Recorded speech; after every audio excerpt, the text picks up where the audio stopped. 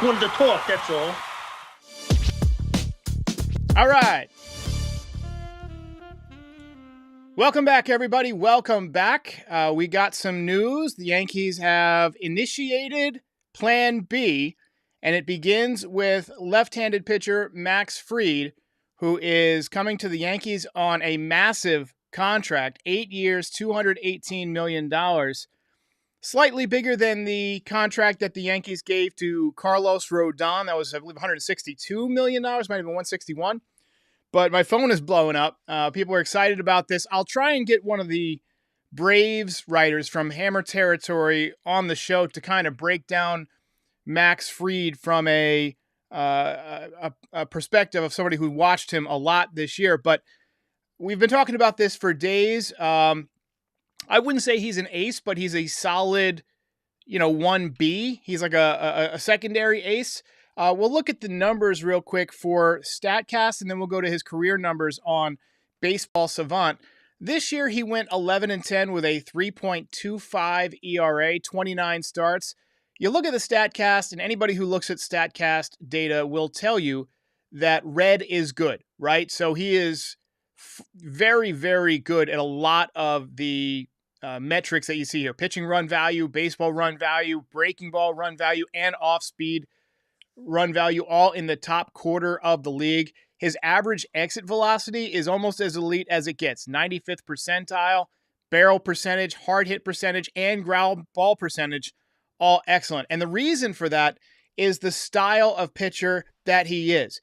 He's a guy who throws the sinker, he throws the cutter. The fastball's about, 94 miles an hour, but he's got a changeup, just a really good pitch mix. He has got a slider. And, he will pound the strike zone. He'll work out of jams. He's a really crafty lefty who can get the big strikeout. Now, for his career, he's averaging almost a strikeout per inning. Over the last few years, it's kind of dipped a little bit. Back in 2022, he had 170 strikeouts and 185 and a third innings. 2023, he had some injuries. He made 14 starts. He was 8-1 with a 2.55 ERA. And then this year, 29 starts, 11-10, 166 strikeouts, and 174 innings. I've heard some concerns and seen some concerns in the various comment sections about him being injury prone, but that's really not true. He's made 28 or more starts in 3 out of the last 4 seasons. We're going to go ahead and take a look at his career stats now. He came up in 2017. He's been with the Braves for his entire career, parts of 8 seasons. Back in 2020, 7-0 during the COVID season. And then 2021, 14-7, 3.04 ERA, really good year there. A 6 WAR. So his best season in 2022, 14-7, 2.48 ERA. And then, as we mentioned, 8-1 last year, 11-10 this year. You look at the hits per 9, less than a hit per inning. The whip is always pretty solid, 1.164 for his career. Again, really great year in 2022. This is one of the reasons I like whip. It's basically an evaluation of how many base runners you allow, walks and hits per innings pitched. It doesn't really take into account errors and things like that. But, the lower your whip, typically the less base runners you have on base and the, less runs you can allow that are not via the home run. So I really like this signing. I think he slots in probably number 2 in the rotation. Garrett Cole is your number 1 still, obviously. Number 2 is going to be Max Fried. I think number 3 is Carlos Rodon. So you got back-to-back lefties there, although you could split them up with Clark Schmidt, who was off to a phenomenal start last year before he had an oblique strain, had to miss a few months. Ended up coming back late in the season, made a few starts in the playoffs. I think he's going to take a big step forward, so it wouldn't surprise me to see him be number 3 in the rotation, and then Carlos Rodon at number 4 in the rotation. Number 5, probably still Marcus Stroman at this point. You would think that Nestor Cortez with the elbow injury is either on the trade block or ticketed for the bullpen. He had the flexor strain late in the season. One thing that we've said the Yankees need to do more and more of, is to count out guys, basically, who've had injuries. Don't rely on guys who are dealing with injuries to give you a full season. And I'm glad to see that the Yankees, despite needing offense in the wake of Juan Soto leaving are focusing on getting a little bit of pitching. I think that, the more pitching you can have, the better. There's that old phrase, good pitching always beats good hitting. And, quite frankly, I'm not sure that the Yankees can count on a full year of healthy starters again. They had kind of an anomaly this year where they entered the playoffs with 6 healthy starters, and so much to the point that Marcus Stroman had to move to the bullpen. Now, one thing I've been advocating for, the Diamondbacks are considering dealing Jordan Montgomery. I've been saying that the Yankees should try and swing a deal. Marcus Stroman for Jordan Montgomery, bring Monty back. Monty makes a little bit more money, but the Diamondbacks are willing to eat it a little bit. I'm not sure that Marcus Stroman can really be a force in the postseason, although he's pretty great for the first few months of the season. The last 2 years, he's worn down in the second half.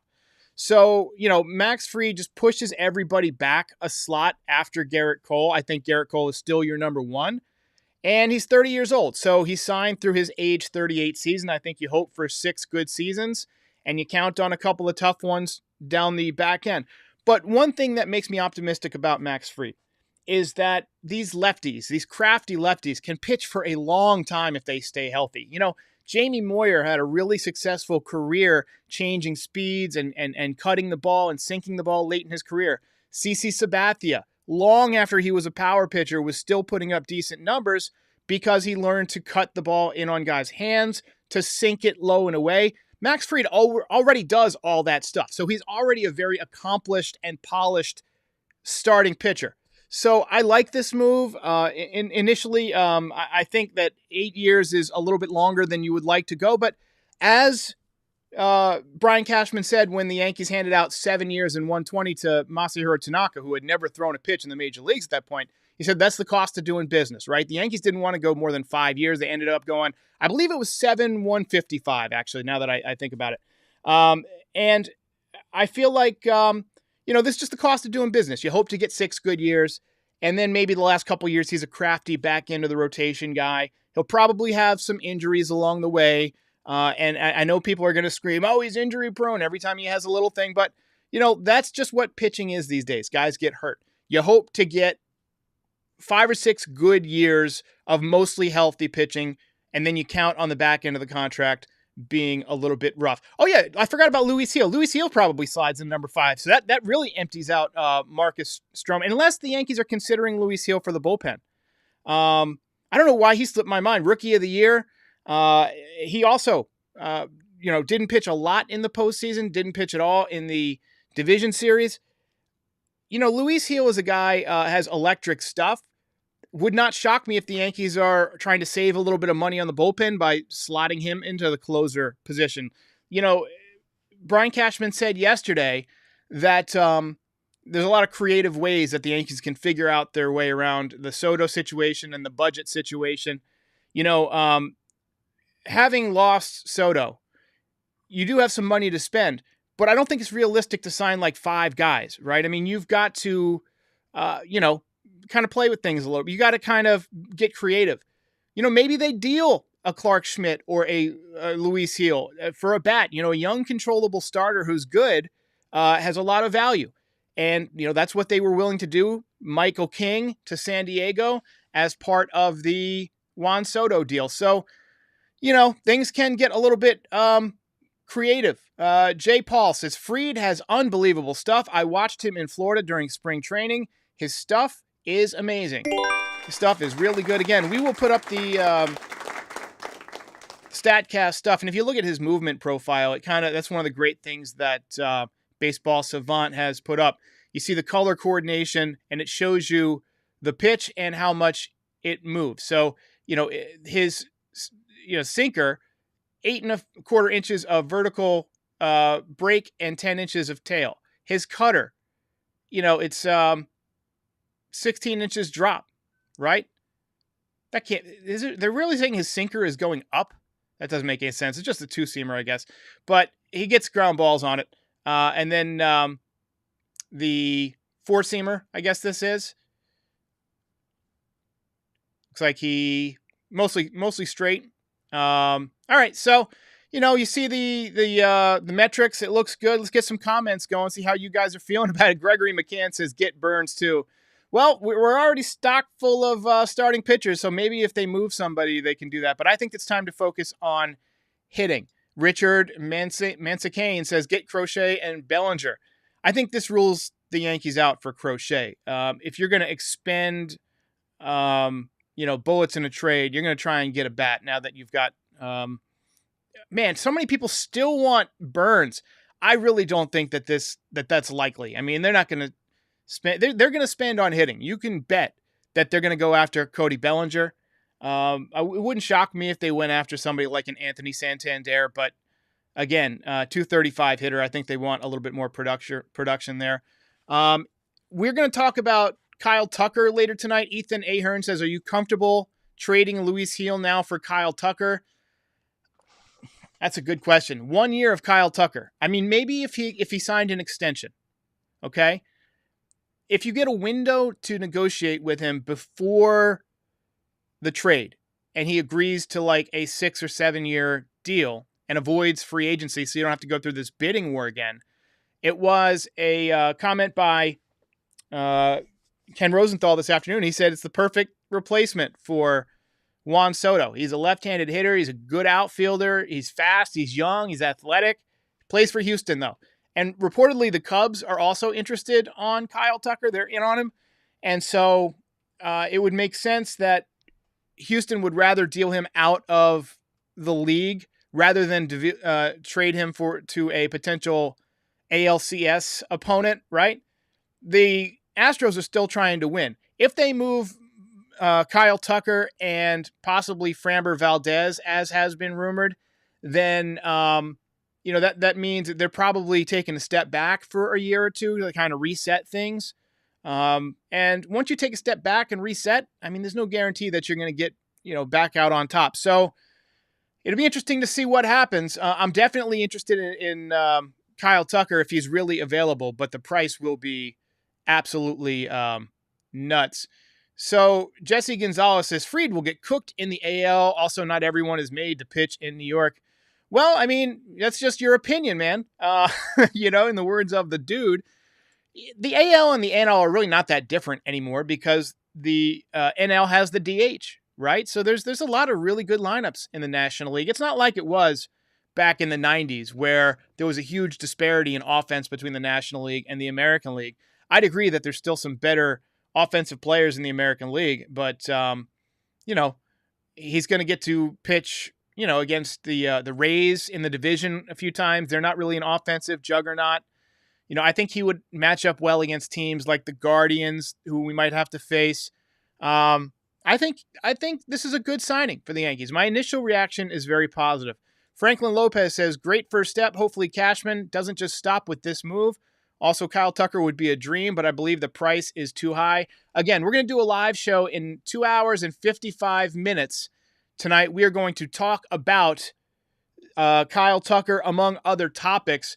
There's also been some news that the Yankees have reopened negotiations with Christian Walker, first baseman. I had a conversation about a week ago with Robert Murray, who is a national baseball writer out of Arizona, lives about 10 minutes from Citizens Bank Park, and got to see a lot of Christian Walker. And he said he's one of the most underrated players in baseball. Now, to be fair, going to be 34 years old. The Yankees have seen this movie before, and its title was DJ LeMahieu. DJ was great until he fell off a cliff. And in today's game, the modern game, that can happen. Also, you got to consider the fact that he was playing in a dome where the conditions are, a little bit more easy during the summertime. And being older, the heat will wear down on you a little bit more. So, also, he'd have to shave his beard, which you might not want to do. So I do think it's interesting that the Yankees are at least looking at him. Ben Rice, obviously, still waiting in the wings. He had some good moments. He had the 3 home run game that prompted me to shave my head due to a poorly thought out tweet. But look, a lot of positives about this. Hopefully the Yankees will take some steps to address the offense in the near future. I don't see Burns coming. I don't see any major starting pitching other than this. It's going to be bullpen. It's going to be offense. I think Bellinger is probably the next move. That would be my prediction. The Yankees need a left-handed bat. I've talked about this ad nauseum, but you had 3 left-handed bats that you were counting on last year that are now gone. Anthony Rizzo, who didn't do much anyway. Alex Verdugo, who got off to a good start, but again, didn't do much anyway. And then Juan Soto, who of course was incredible. So I'm counting on Jason Dominguez coming back and replacing Alex Verdugo's spot in the lineup, right? He might not play left field. He'll probably play center now that Soto's gone and Judge moves back to right. But I think Dominguez is going to be a 25 to 30 home run guy with potentially 30 stolen bases. He hit 314 in the minors. He doesn't hit lefties very well, but he's deadly from the left-hand side of the plate against right-handed pitchers. So that will help you account for the loss of Verdugo at a much lower cost. Now you got to figure out what you're going to do to replace Soto's offense. You could add more power at first base, right? You're getting 41 home runs out of the right field spot. So maybe, you take that spot, it becomes Judge, and now you slide Dominguez to center. Now you got to fill in home runs and production from left field and first base, right? So maybe you get Bellinger for left field. That's 15 home runs. Maybe you get Christian Walker for first base. That's 25 to 30 home runs. And all of a sudden, you're up there back around 40, and it's a negligible loss of power. You're still going to miss the on-base percentage in front of Judge. There's no way around that. He's an elite on-base percentage guy, and you're going to miss that now. But the Yankees did the smart thing. The price on pitching is always very high. They went ahead and got a left-handed pitcher for the rotation. Lefties typically do very well at Yankee Stadium, and the type of pitcher he is fits with long-term success. As long as he stays healthy, and I think he will, his stuff translates into a guy who can become crafty even as his velocity continues to drop. It's already down to 94 miles an hour.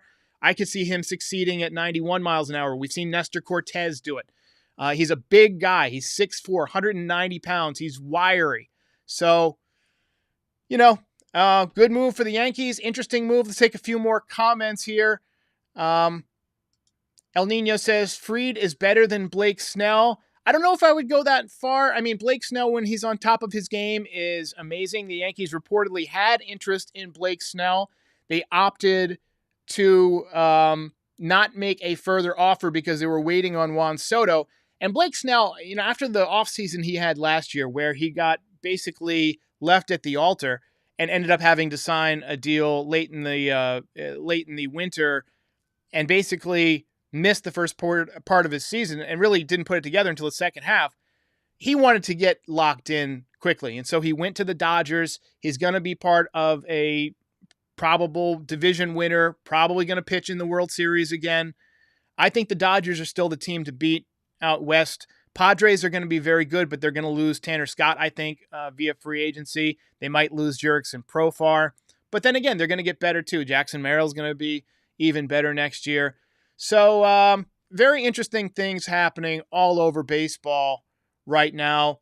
Yanks Prods says, how about Roki Sasaki? Well, Sasaki is somebody that it sounds like wants to pitch in a medium to small market. On Foul Territory today, they did a little bit of a discussion about how his agent said he might want a soft landing because of some of the media issues he's had in Japan. And if the Japanese media is giving you a tough time, imagine what it's going to be like, in America, in New York, the media capital of the world. I think it would be a good fit for him to go someplace like Kansas City. Erik Kratz threw that out there. They're a contender. Actually, it might not have been Kratz. It might have been somebody else. But they're a contender that's going to be in the playoffs, but they're kind of like a small media market. They're a good team. They could use a pitcher like him who's like a bona fide ace-level pitcher that doesn't make a lot of money. So I could see Roki Sasaki ending up in KC. I could see him going someplace like the Texas Rangers. I could see him going someplace like the Cubs. Maybe even someplace like Cleveland, although, I don't think anybody ever really wants to play in Cleveland. I think when he tells his agent, oh yeah, Cleveland, I think he's gonna. Let's avoid Cleveland. No offense to Cleveland, but yeah, nobody likes Cleveland. Anyway, so Bob Uecker used to tell stories about how like nobody ever wanted to go to Cleveland. Anyway, BX Kid says thoughts on giving Gleyber Torres a 1-year deal. Not gonna happen. Sounds like Toronto Blue Jays are in on Gleyber Torres.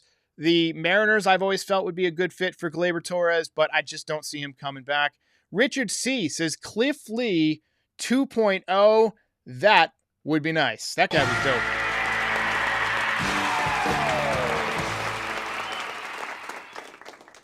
Kian Patel says that Andres Jimenez just got traded to Toronto. Is that true?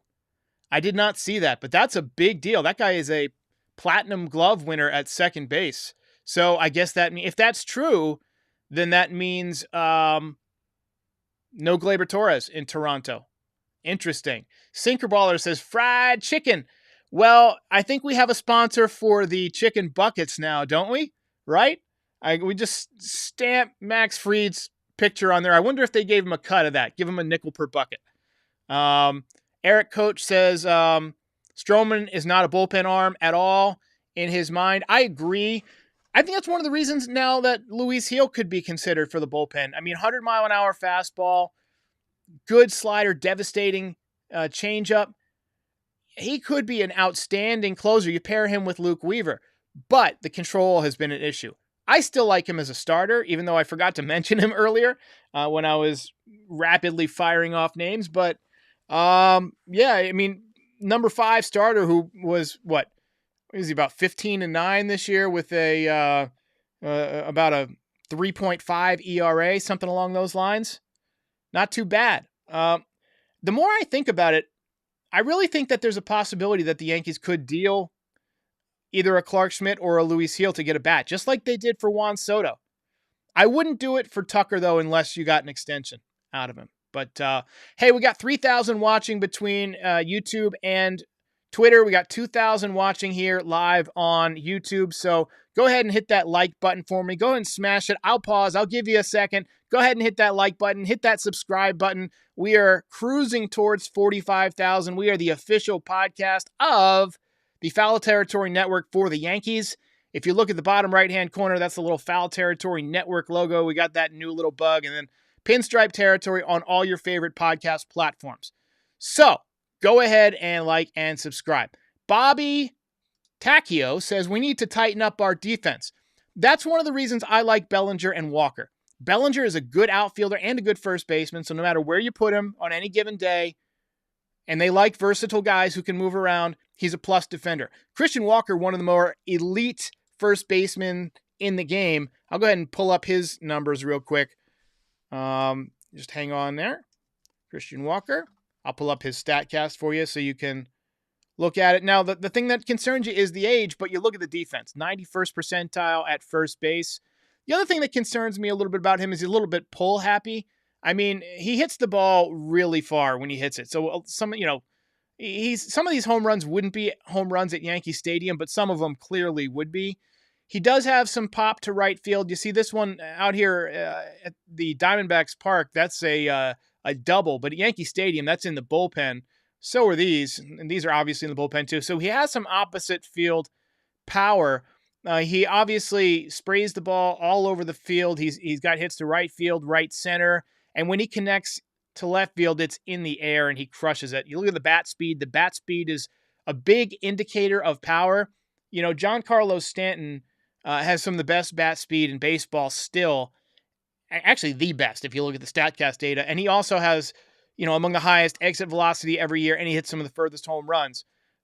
Force equals mass times acceleration, right? So if you're a big dude and you can whip that bat around fast and you connect, you're going to have some real force and distance on the baseball. So Christian Walker could be a guy who helps out on both sides of the ball. We'll see how it works out. But let's take a few more comments. The Knickerbocker says he likes Walker if he comes relatively cheap. I think his age will help with that. Also, he wants to be on a contender. He played in the World Series a couple of years ago. I'm sure at this point in his career, he wants to play in it again while he's still somewhat in his best years.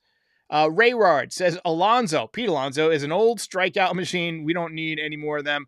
I agree with you 100%. You're a smart motherfucker. That's right.